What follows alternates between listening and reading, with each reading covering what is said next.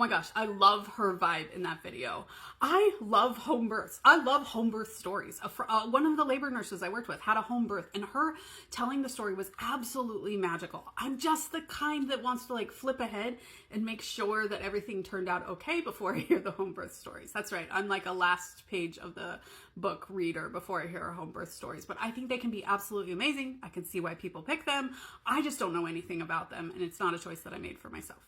Second of all, she said that some things were mandatory in the hospital, and I am here, as always, to remind you that there is absolutely nothing in the hospital that is mandatory besides giving us your name and your financial information to pay us. That's mandatory. About giving birth in the hospital. You can refuse the IV. Is it going to make your labor nurse nervous? Yes. But you can refuse whatever the heck you want in the hospital. That is always your choice. Of course, you have the consequences to that. And sometimes in the hospital, we have a hard time releasing the consequences to you because we feel like they're on us. So that's something that the hospital staff needs to work through.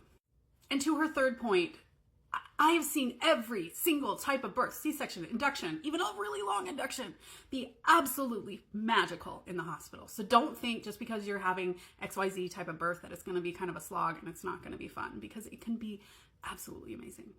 Thousands of birth here. I can just testify to that. Best of luck to her.